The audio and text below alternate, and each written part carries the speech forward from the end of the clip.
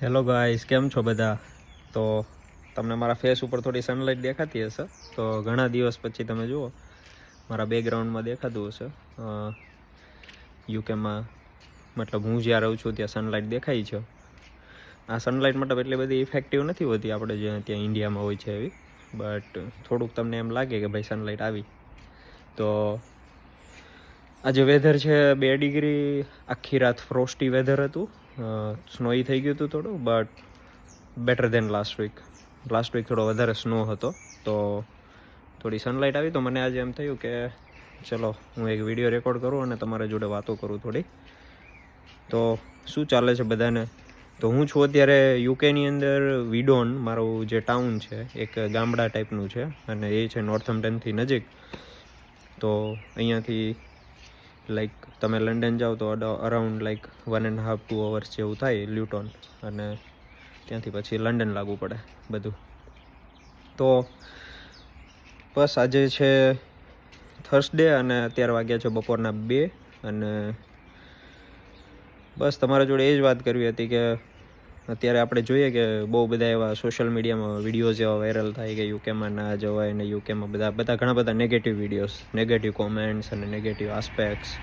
તો ભાઈ એવું કાંઈ છે નહીં, બરાબર? હું તમને બેસ્ટ સલાહ આપું કે તમે જો એવો ટ્રાય કરતા હો ને બહાર આવવાનો, તો કરો એકવાર. તમને ઇન્ડિયામાં કોણ 2-2.5 લાખ મહિને સેલેરી આપવાનું છે? તો બેટર છે કે તમે એટલીસ્ટ અહીંયા તમને બેઝિક પે મળે ને, તો પણ બેઝિક પે પર પણ તમે 1500-1600 પાઉન્ડ કમાઈ શકો, એટલે અરાઉન્ડ ઇન્ડિયાના 1.5 લાખ 1,60,000 જેવું થાય તમને ખાલી બેઝિક પે મળે તો. અને એમાં પણ જો તમે સારી જોબ લો અથવા સારો પે રેટ તમને ક્યાંય મળતો હોય, તમારી પરમેનન્ટ પોઝિશન હોય, તો તમને બહુ સારી સેલેરી મળે, સારી ઓપોર્ચ્યુનિટીઝ મળે અને તમારા ફેમિલીને હેલ્પ થાય. કારણ કે જે મીડિયમ વર્ગના લોકો છે અને એ અહીંયા આવતા હોય છે, તો એટલીસ્ટ થોડા વર્ષ રહે તો થોડા વર્ષ સેટ થઈ જાય, અને થોડા વર્ષ પછી એ સારું એવું પોતાના માટે સેટઅપ કરી શકે. બટ હા, ઇટ ટેક્સ ટાઈમ. આપણે એવું વિચારીએ કે ભાઈ આપણા પેરેન્ટ્સ હતા એ પહેલાં નેટિવમાં રહેતા, ગામડે રહેતા, પછી ત્યાંથી બધા સુરત બાજુ અને સિટી બાજુ આવ્યા, અમદાવાદ ને વડોદરા અને એવી રીતે દરેક જગ્યાએ. તો એ લોકો 15-20 વર્ષ રહ્યા હોય તો કદાચ જે મીડિયમ વર્ગના લોકોની વાત છે કે 1-2 મકાન 3 મકાન કરી શક્યા હોય કદાચ, અથવા એકાદ મકાન, બરાબર? અને સોસાયટી શું એક્સપેક્ટ કરે કે તમે ફોરેન જાઓ અને તમે 1 કે 1.5 વર્ષની અંદર તમે બહુ પૈસાવાળા થઈ જાઓ અને બહુ બધું કમાઈ લો. તો એ પોસિબલ નથી, કારણ કે તમે યુકે આવો ને એટલે 1 વર્ષ 1.5 વર્ષ જેવું તો તમારે સેટ થતા થાય.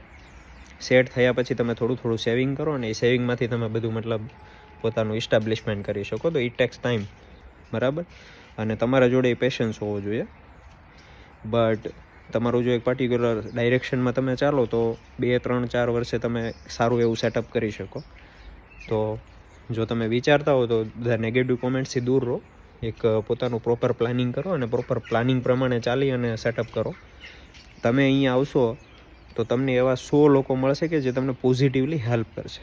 જે પેલો એક કોન્સેપ્ટ છે ને કે ફોરેનમાં જાવ એટલે કોઈ હેલ્પ ના કરે, એવું કંઈ નથી. અહીંયા બધા તમારા જેવા છે, બરાબર? આજે હવે હું છું અહીંયા 2 વર્ષથી, મને આજે કોઈ પૂછે તો હું હેલ્પ કરું. એવા મેં ઘણા બધા ફ્રેન્ડ્સ લોકો જોડેથી હેલ્પ લીધી છે, અને એ બધા લોકોએ બીજા ઘણા બધા લોકો જોડેથી હેલ્પ લીધી છે. તો સ્ટે પોઝિટિવ, સ્ટે સ્ટ્રોંગ. થોડું માઇનસ થશે, એ માઇનસમાંથી પ્લસ થશે, તો ત્યાં સુધી થોડા પોઝિટિવ રહો અને લાગી પડો. અને જો બહાર નીકળવા મળતું હોય, હું એવું નથી કહેતો યુકે પણ કોઈ પણ કન્ટ્રીમાં, તો નીકળી જાઓ. કારણ કે ઇન્ડિયાની અંદર મને ખબર છે કે અત્યારે માર્કેટ થોડું કોમ્પિટિટિવ છે, થોડું નહીં એમ તો વધારે, અને જોબ લેવી થોડી મુશ્કેલ છે. અને મુશ્કેલ તો પણ તમને 15-20-25 હજારની જોબ મળે એમાં કંઈ થાય નહીં, આઈ નો. તો આ ખાલી વિડીયોના વ્યૂઝ લેવા માટે કે લાઇક્સ લેવા માટે હું નથી કરતો, પણ હકીકતમાં અહીંયા આવવા જેવું છે, બરાબર? તો ટ્રાય કરો, અને જો મારી કંઈ હેલ્પ થઈ શકે એવી હોય તો તમે કોમેન્ટ કરો, હું તમને હેલ્પ કરીશ.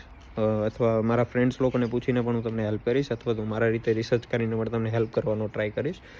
But stay strong and focus on your goals. તો I will see you in next video. Hope you like this video. તો આ એક ખાલી બેઝિક વિડીયો હતો તમને બતાવવા માટે. અત્યારે હું મારા બેકયાર્ડમાં ઊભો છું મારા ઘરના, અને બહુ સરસ મજાનું વેધર છે, ચીલી વેધર છે, મસ્ત. અને હવે અમે સેજલ આવી ગઈ છે એટલે લંચ લેવાના છીએ. તો I will see you in next video. Thank you guys.